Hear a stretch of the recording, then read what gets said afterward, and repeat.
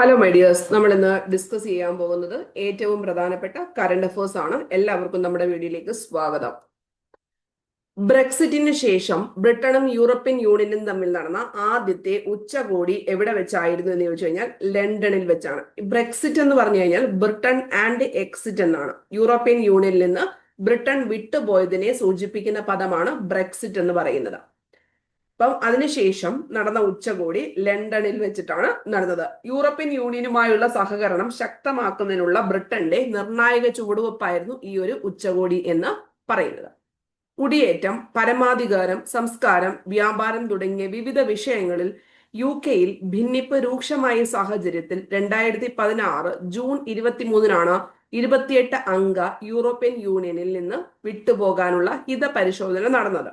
ഔദ്യോഗിക നടപടിക്രമങ്ങൾ പൂർത്തിയാക്കി 2020 ജനുവരി 31-ന് ബ്രിട്ടൻ യൂറോപ്യൻ യൂണിയൻ വിട്ടു. കുടിയേറ്റം, പരമാധികാരം, സംസ്കാരം, വ്യാപാരം തുടങ്ങിയ വിവിധ വിഷയങ്ങളിൽ UK-യിൽ ഭിന്നിപ്പ് രൂക്ഷമായ സാഹചര്യത്തിൽ 2016 ജൂൺ മാസം 23-നാണ് 28 അംഗ യൂറോപ്യൻ യൂണിയനിൽ നിന്ന് UK വിട്ടുപോകാനുള്ള ഹിതപരിശോധനയൊക്കെ നടന്നത്.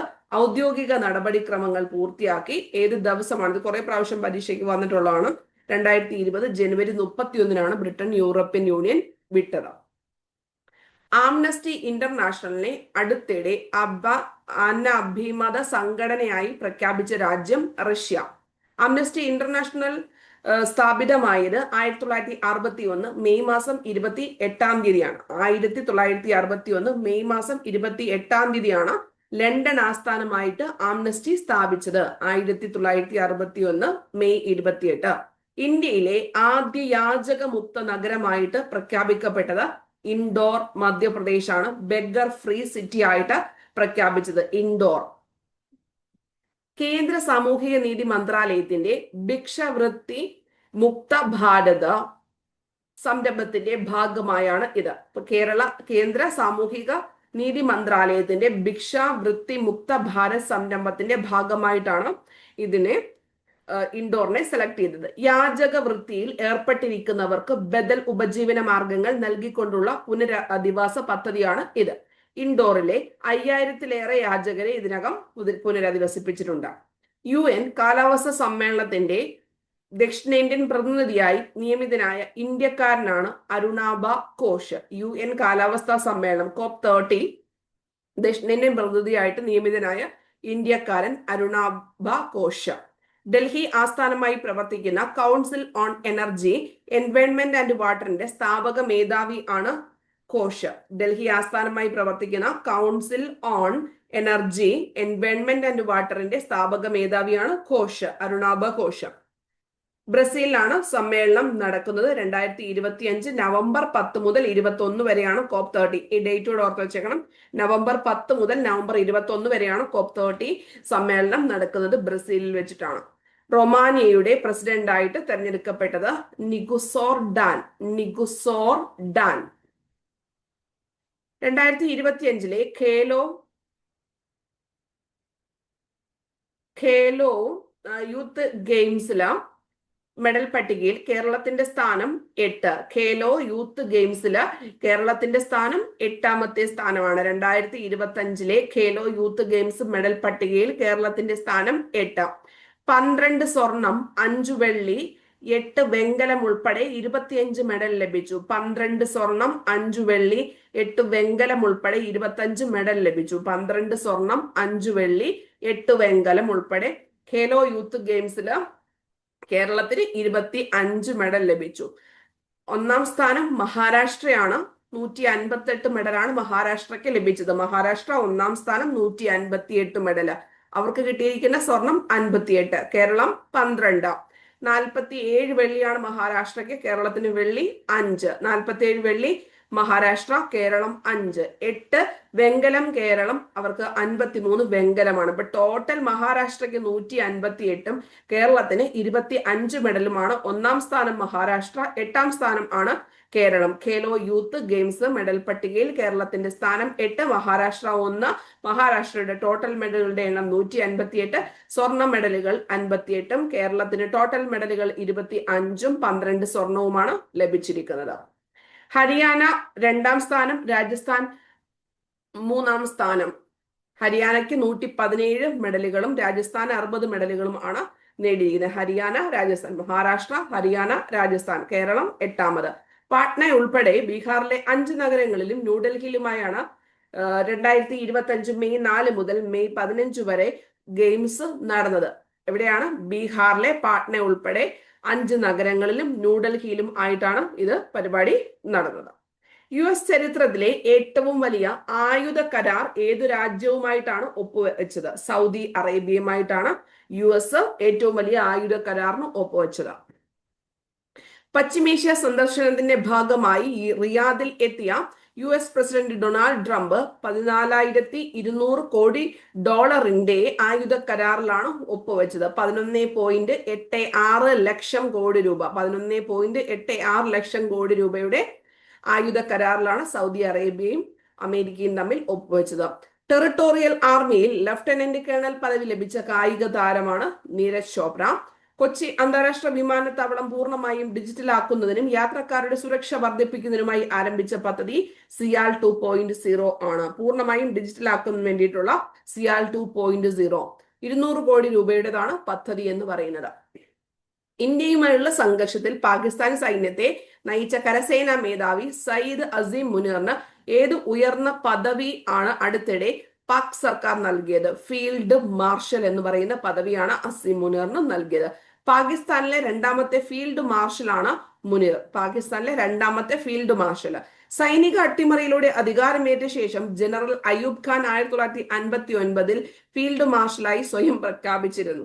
സൈനിക അട്ടിമറിയിലൂടെ അധികാരമേറ്റ ശേഷം ജനറൽ അയൂബ് ഖാൻ 1959 സ്വയം പ്രഖ്യാപിച്ചിട്ടുണ്ടായിരുന്നു. സാം മനേക്ഷാ, KM കരിയപ്പ എന്നിവരാണ് ഫീൽഡ് മാർഷൽ പദവി ലഭിച്ച ഇന്ത്യക്കാർ എന്ന് പറഞ്ഞത്. 1973 മനേക്ഷ, കരിയപ്പ 1986 ഫീൽഡ് മാർഷൽ പദവി ലഭിച്ച ഇന്ത്യക്കാർ.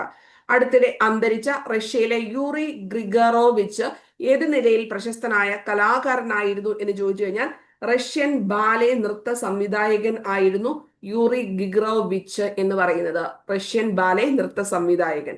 രാജസ്ഥാനിൽ നിന്നുള്ള ഗീതാ സമോത്ത അടുത്തിടെ വാർത്താ പ്രാധാന്യം നേടിയത് എങ്ങനെയാണ്? രാജസ്ഥാനിലുള്ള ഗീതാ സമോത്ത എവറസ്റ്റ് കൊടുമുടി കീഴടക്കുന്ന ആദ്യ CISF സേനാ അംഗം എന്ന നിലയിലാണ് ഗീതാ സമോത്ത വാർത്താ പ്രാധാന്യം നേടിയത്. ഗീതാ സമോത്ത. മൗണ്ട് സദോപത്ത് ഉത്തരാഖണ്ഡ്, മൗണ്ട് ലോബുഷ് എന്നിവയും ഗീത കീഴടക്കിയിരുന്നു. ഉത്തരാഖണ്ഡിലെ മൗണ്ട് സദോപത്തും നേപ്പാളിലെ മൗണ്ട് ലോബുഷയും. എവറസ്റ്റ് കൊടുമുടി കീഴടക്കുന്ന ആദ്യ CISF സേനാ അംഗം ആണ് ഗീതാ സമോത്ത. ഗീതാ സമോത്ത CISF സേനാംഗം. 2025 അന്താരാഷ്ട്ര ബുക്കർ സമ്മാനം നേടിയ Indian എഴുത്തുകാരിയാണ് Banu Mushtaq. Banu Mushtaq.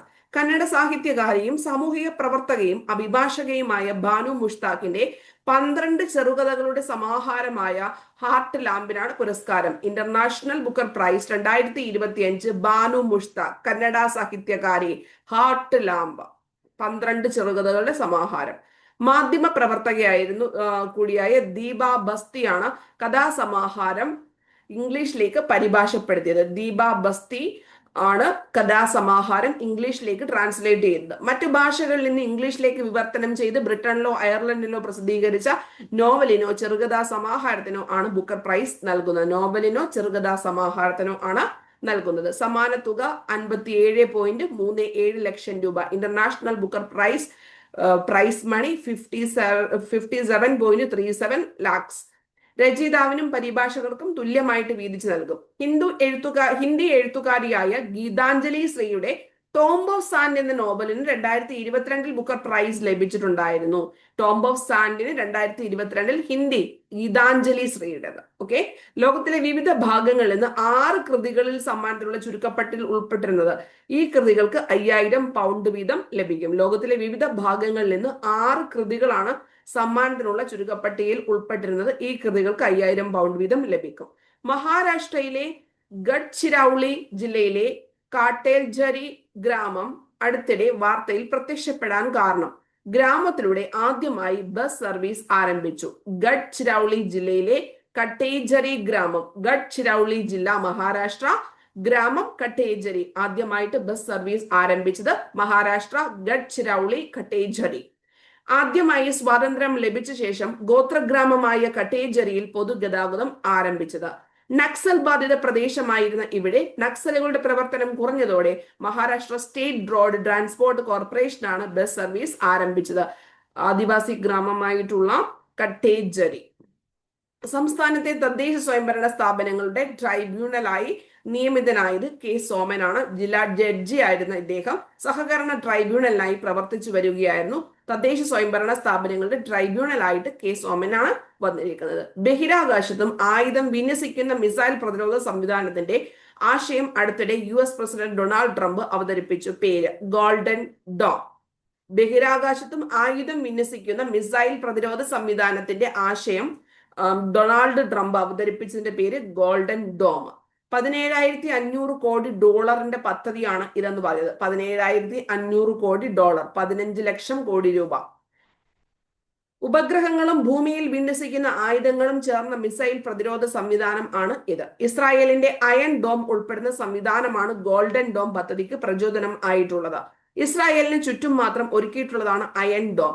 Golden dome ആവട്ടെ ഭൂമി മുഴുവൻ വ്യാപിക്കുന്ന പ്രതിരോധ സംവിധാനം ആണ്. 17,500 കോടി ഡോളറിന്റെ പദ്ധതി, 15 ലക്ഷം കോടി രൂപയാണ് ഈ പറഞ്ഞിരിക്കുന്ന ഗോൾഡൻ ഡോം പദ്ധതിക്ക് വരുന്നത്. ഉപഗ്രഹങ്ങളും ഭൂമിയിൽ വിന്യസിക്കുന്ന ആയുധങ്ങളും ചേർന്ന മിസൈൽ പ്രതിരോധ സംവിധാനം ആണ് ഇതെന്ന് പറഞ്ഞിരിക്കുന്നത്. ഇസ്രായേലിന്റെ അയൺ ഡോമിനെയൊക്കെ പറ്റിയിട്ട് വാർത്തകൾ കേട്ടിട്ടുണ്ടല്ലോ. അതുപോലെ ഭൂമി മുഴുവൻ വ്യാപിക്കുന്ന പ്രതിരോധ സംവിധാനം. അടുത്തത് അമൃത ഭാരത് സ്റ്റേഷൻ. അമൃത ഭാരത് സ്റ്റേഷൻ പദ്ധതിയിൽ ഉൾപ്പെടുത്തി രാജ്യത്തെ നവീകരിച്ച എത്ര റെയിൽവേ സ്റ്റേഷനുകളാണ് 2025 മെയ് 22 പ്രധാനമന്ത്രി രാജ്യത്തിന് സമർപ്പിച്ചത് എന്ന് ചോദിച്ചു കഴിഞ്ഞാൽ 103 റെയിൽവേ സ്റ്റേഷനുകൾ ആണ് അമൃത് ഭാരത് സ്റ്റേഷൻ പദ്ധതിയിൽ ഉൾപ്പെടുത്തിയത്. അമൃത് ഭാരത് സ്റ്റേഷൻ പദ്ധതിയിൽ ഉൾപ്പെടുത്തി 103. വടകര, ചിറയിൻകീഴ്, പുതുച്ചേരിയിലെ മാഹി സ്റ്റേഷനുകൾ ഇതിൽ ഉൾപ്പെടുന്നുണ്ട്. വടകര, ചിറയിൻകീഴ്, വടകരയും ചിറയിൻകീഴും. രാജ്യത്തുടനീളം 1275 റെയിൽവേ സ്റ്റേഷനുകൾ നവീകരിക്കുന്നതിനായി 2023 ഫെബ്രുവരിയിൽ റെയിൽവേ മന്ത്രാലയം ആരംഭിച്ച പദ്ധതിയാണ് ഇത്. അമൃത് ഭാരത് സ്റ്റേഷനകത്ത് ഉൾപ്പെടുത്തി എത്ര സ്റ്റേഷനുകളാണ് രാജ്യത്തിന് 2025 മെയ് മാസം 22-ാം തീയതി സമർപ്പിച്ചത്? 103. അമൃത് ഭാരത് സ്റ്റേഷൻ 103 റെയിൽവേ സ്റ്റേഷനുകൾ ഇൻക്ലൂഡ് ചെയ്തു. ഇനാഗുറേറ്റ് ചെയ്തത് 2025 മെയ് മാസം 22. കേരളത്തിൽ വടകര, ചിറയിൻകീഴ്, പുതുച്ചേരിയിലെ മാഹി സ്റ്റേഷനുകളും ഇതിനകത്ത് ഉൾപ്പെടുന്നതാണ്. 1275 റെയിൽവേ സ്റ്റേഷനുകളാണ് 2023 ഫെബ്രുവരിയിൽ റെയിൽവേ മന്ത്രാലയം ആരംഭിച്ച പദ്ധതിയാണ് ഇതെന്ന് പറഞ്ഞിരിക്കുന്നത്. 2023 അമൃത് ഭാരത് സ്റ്റേഷൻ എന്ന് പറഞ്ഞിരിക്കുന്ന പദ്ധതി ആരംഭിച്ചത്. അതിനകത്ത് ടോട്ടലി 1275 റെയിൽവേ സ്റ്റേഷനുകൾ ഇൻക്ലൂഡ് ചെയ്യുന്നുണ്ട്. ഇനി എത്ര റെയിൽവേ സ്റ്റേഷനുകളാണ് രാജ്യത്തിന് സമർപ്പിച്ചത്? 2025 103 ആണ് വന്നിരിക്കുന്നത്. ഓക്കെ, അതിനകത്ത് വടകരയും ചിറയിൻകീഴും ആണ് കേരളവുമായി ബന്ധപ്പെട്ട് വരുന്ന കാര്യങ്ങൾ. കൂടാതെ നമ്മുടെ യൂണിയൻ ടെറിട്ടറിയുമായി ബന്ധപ്പെട്ട് മാഹി സ്റ്റേഷനും ഇതിനകത്ത് ഉൾപ്പെടുന്നതാണ്. അപ്പൊ ശരി, എല്ലാവർക്കും all the very best. Thank you.